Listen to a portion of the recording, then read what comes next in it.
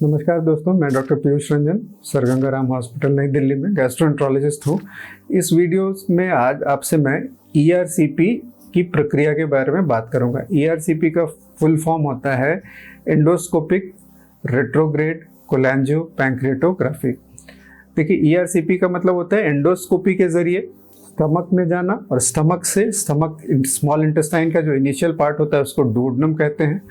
Duodenum के second part में bile duct आंतों में खुलती है, यानी कि लिवर से जो बिलियरी सेक्रेशंस होते हैं, जो पित्त का सेक्रेशन होता है, वो बाइल डक्ट के जरिए आकर के डुओडेनम में खुलता है। और इसी जगह पे पैंक्रियाज की डक्ट भी आंतों में आकर के खुलती है। तो गॉल ब्लैडर और पैंक्रियाटिक सेक्रेशंस और लिवर के सेक्रेशंस डक्ट के जरिए एम्पुला ऑफ वेटर एक छोटा सा होल होता है जो कि अराउंड 3 से 4 मिलीमीटर का होता है, बट बहुत ही वेल रिकॉग्नाइज्ड एनाटॉमिक लैंडमार्क होता है जिसमें ये आकर के इंटेस्टाइन में ओपन होते हैं। तो ईआरसीपी का मतलब होता है कि एंडोस्कोपी के जरिए एम्पुला ऑफ वेटर के थ्रू एक पतली ट्यूब जिसको कैनुला या पैपिलोटोम कहते हैं, इसके जरिए पैंक्रियाज की नली में या बाइल डक्ट में जाना, उसकी इमेजेस लेना, कंट्रास्ट यानी डाई डाल करके उसमें एक्सरे के अंदर उसकी इमेजेस लेना और उसके अंदर की बीमारियों को ट्रीट करना। तो जब तक ये शुरुआत ईआरसीपी के 1970s में जब हुई तो ये एक डायग्नोस्टिक टेस्ट था, यानी कि हम इसमें डाई डाल करके एक्सरे लेते थे और उसके बाद हम ये देखते थे कि इसके अंदर स्टोन है या नहीं है, या कोई अन्य बीमारी है या नहीं है। जैसे जैसे डायग्नोसिस के दूसरे टेस्ट अवेलेबल हुए, जिसमें से मेन एमआरसीपी और एंडोस्कोपिक अल्ट्रासाउंड है, तो ईआरसीपी का डायग्नोस्टिक रोल आज के टाइम में बिल्कुल भी नहीं है। यानी कि हम डायग्नोसिस के पर्पज से, बीमारी को डायग्नोस करने के पर्पज से ईआरसीपी बिल्कुल भी नहीं करते हैं। और ईआरसीपी कंप्लीटली आज के टाइम में एक थेराप्यूटिक पर्पज है, यानी कि हम किसी बीमारी की ट्रीटमेंट के लिए करते हैं। तो जब हम ईआरसीपी करते हैं, हम पहले से ये निश्चित कर चुके होते हैं कि बाइल डक्ट या पैंक्रियाटिक डक्ट में कोई प्रॉब्लम है और जिसको हम ईआरसीपी के जरिए ट्रीट करेंगे। इसको थेराप्यूटिक ईआरसीपी कहते हैं। तो जब हम सेकेंड पार्ट ऑफ डुओडेनम में एंडोस्कोप के जरिए पहुंचते हैं, हम ये ओपनिंग यानी कि जो पैपिला होता है, एम्पुला होता है, इसको आइडेंटिफाई करते हैं और इसमें कैनुला के जरिए जाते हैं। और जब हम एक बार अंदर चले गए, डाई डाल करके हम उसकी एक्सरे लेते हैं और फिर इस जगह को कट करते हैं, एक इलेक्ट्रोकॉटरी के जरिए कट करते हैं। इसको पैपिलोटमी कहते हैं। और पैपिलोटमी के बाद हम इसमें जो भी थेराप्यूटिक प्रोसीजर होता है वो करते हैं। संक्षेप में अगर मैं आपको बताऊं तो इन थेराप्यूटिक प्रोसीजर्स को हम बिलियरी प्रोसीजर्स और पैंक्रियाटिक प्रोसीजर्स में डिवाइड कर सकते हैं, यानी कि बाइल डक्ट के लिए और पैंक्रियाज की डक्ट के लिए। बाइल डक्ट में यदि हम देखें तो बिनाइन डिजीजेज यानी कि नॉन कैंसरस डिजीजेज और कैंसरस डिजीजेज में हम क्या कर सकते हैं। बिनाइन डिजीजेज में स्टोन, सीबीडी में स्टोन सबसे कॉमन कारण होता है जो करने का, जिसमें हम बाइल डक्ट से स्टोन को निकाल सकते हैं बास्केट या बलून के जरिए। अगर छोटे स्टोन हो तो आसानी से निकल जाते हैं, बड़े स्टोन हो तो हम उनको मैकेनिकल लिथोट्रिप्सी या लेज़र लिथोट्रिप्सी के जरिए निकालते हैं।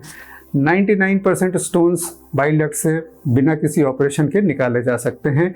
ऑपरेशन से पहले अगर पता हो तो ऑपरेशन से पहले, कई बार ऑपरेशन के बाद यानी कि post cholecystectomy bile duct stone बन सकते हैं, उनको भी निकाला जा सकता है।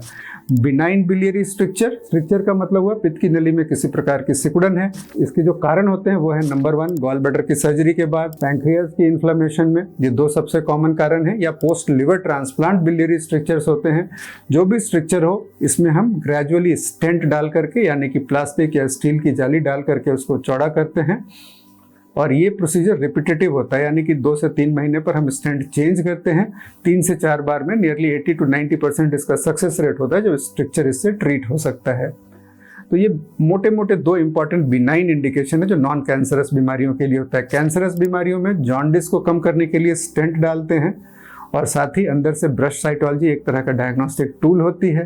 तो स्टेंट डालने का मतलब है ये बीमारी का इलाज नहीं है, जो कैंसर के कारण बाइल डक्ट रुक रहा है, जिसमें से main cancer pancreatic cancer, gall bladder का कैंसर, बाइल डक्ट का कैंसर यानी कि कोलेंजियोकार्सिनोमा, ये 3 मेन कैंसर होते हैं जिससे बाइल डक्ट में ऑब्स्ट्रक्शन होती है।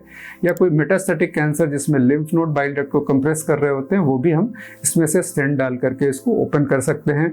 और एक बार जब जॉन्डिस कम हो जाए तो हम इसकी कीमोथेरेपी कर सकते हैं। यानी कि कैंसर्स में मेनली जॉन्डिस को कम करने के लिए स्टेंटिंग करना इसमें एक ऑप्शन होता है। पैंक्रियाज की बीमारियों में क्रॉनिक पैंक्रेटाइटिस, जब पैंक्रियाज की नली में पथरियां भरी हो और काफ़ी ज़्यादा पेन हो रहा हो, तो इसके लिए ERCP करके हम पैंक्रियाज की डक्ट में स्टेंट डालते हैं।